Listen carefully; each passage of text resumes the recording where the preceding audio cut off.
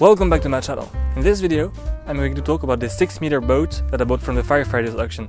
I totally restored it, and here are some before and after pictures.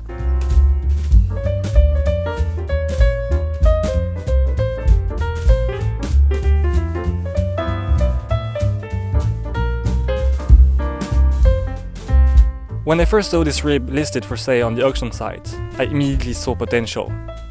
Okay, let's have a quick look at the listings pictures.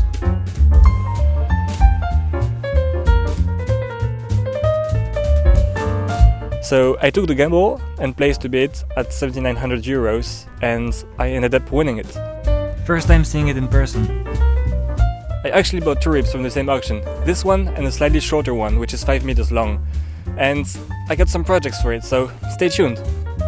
Good news. I think it's time to talk about the history of this boat. These ribs were manufactured by Zodiac, and this is a special design that was reinforced for the military. This specific boat was first built in 2008, and it was powered by a 115 Honda Outboard. After roughly 1500 hours of running time, it got replaced by Mercury 115 back in 2016. This outboard has now about 500 hours of use. That's almost brand new. Where's the catch then? Well, the center console needed to be redone from the ground up. The wiring was a terrible mess, the throttle was completely broken, and holes needed to be filled in.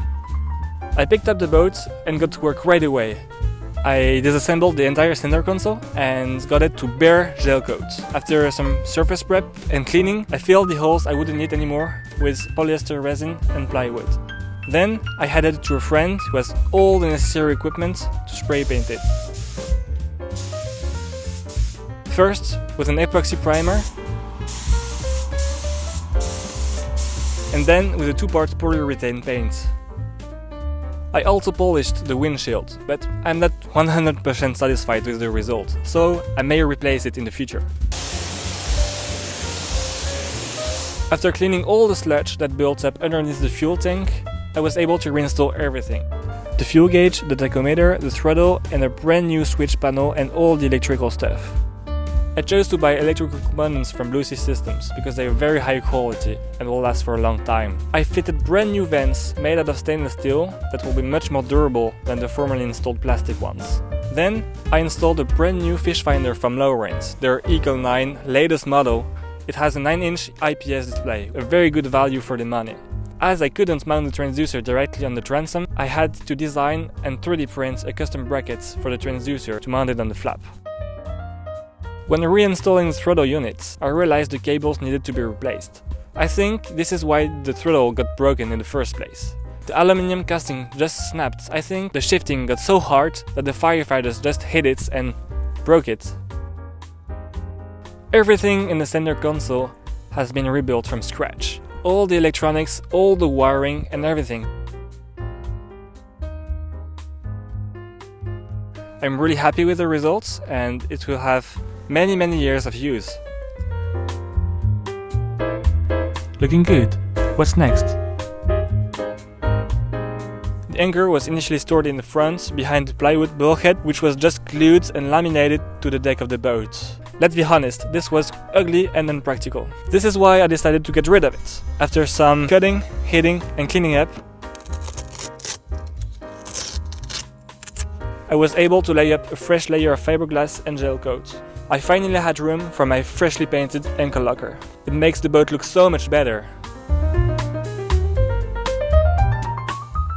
When I first got this boat, the tubes were very dirty. They were full of grease and oxidized by the sunlight. I used a special solution to clean them thoroughly. You start by wetting the surface, then you spray the product and scrub it with a magic sponge. After a few hours of scrubbing, I was just impressed by the results. Before and after.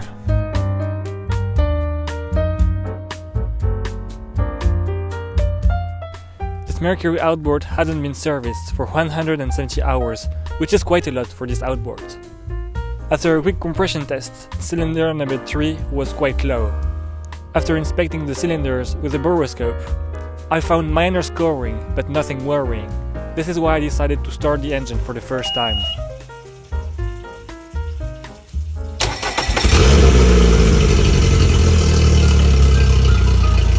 It ran pretty good, and after letting it warm up, I redid the compression test, and turned out every cylinder were 5% from each other. I think it may be a sticking ring that caused the low compression. The light was now green to perform the 300-hour inspection on this outboard, which includes all 4 spark plugs, the thermostat, an oil change and a new filter, fuel filters, new water impeller, lower unit gear oil and all the notes. And it purrs like a kitten now. I added features into this boat, such as the navigation lights, which are fully integrated into the roll bar.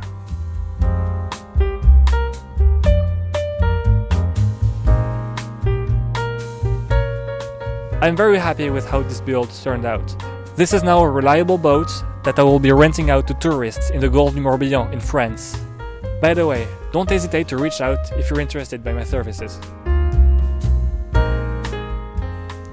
Thank you very much for watching, and I'll catch you in the next one.